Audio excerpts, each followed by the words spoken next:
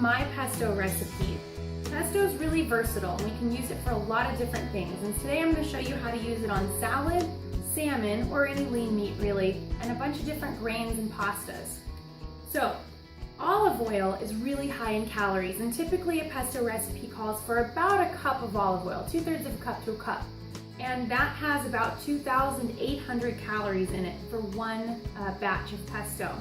So instead, I'm substituting all of that olive oil for the unsweetened almond milk, and that has 30 calories in it per cup. So this reduces the calories by a lot.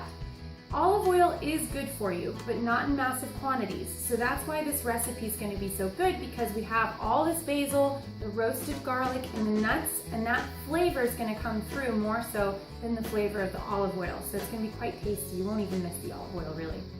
I'm going to next show you each ingredient and how we get all of them, and then I'm going to take you through the recipe.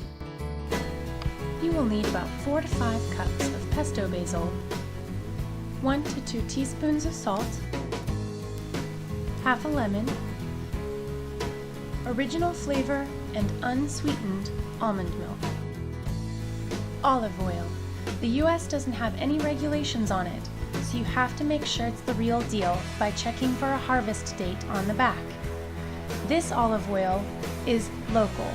This olive oil you can find distributed from California in many different grocery stores. Note the harvest date. That means it's real olive oil.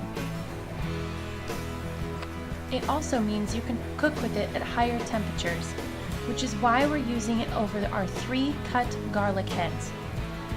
Rub it over the tops, then sprinkle with some salt,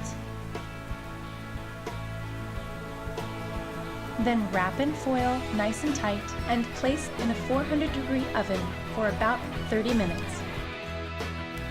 1 1/4 cup of your favorite nut and half a tablespoon of olive oil. The full cup is for the recipe.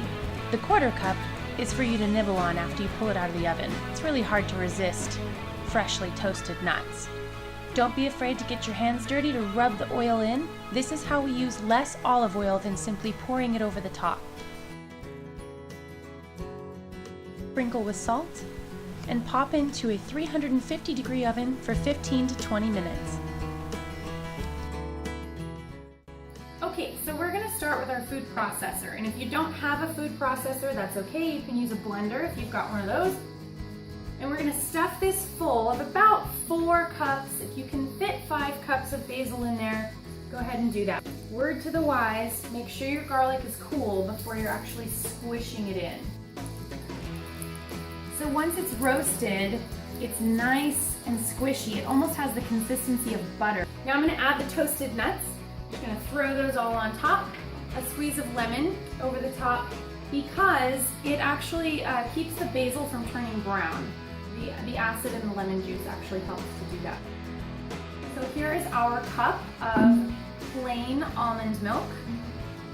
I'm going to pulse this and see if it needs any more fluid. Sometimes it does, sometimes it doesn't.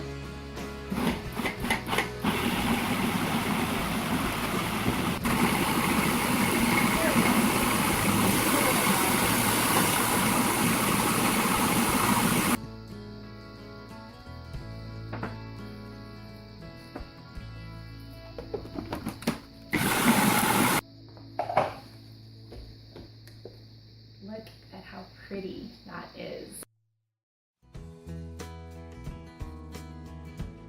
First way to use this pesto is on any kind of grain or pasta, including the 0-calorie pasta, and then also it's really good on rice too, just mixing it in and then having that as a side dish. Second way to use this recipe is to simply put it over salmon and then bake it in the oven. It is really flavorful and it complements the salmon really well, so it's one of my favorite ways to have this pesto. I have a bowl here of Greek yogurt. It's plain and has no fat in it. And all I'm going to do is just mix the pesto in with the Greek yogurt. And it makes a really nice creamy pesto salad dressing.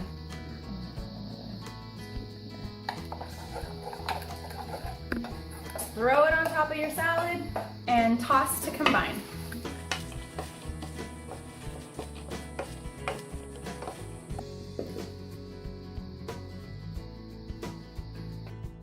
So after all the ingredients were prepped, it took me about 3 minutes to make this dressing. So give it a try. I know you're gonna love it.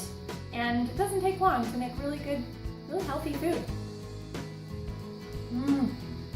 Mmm.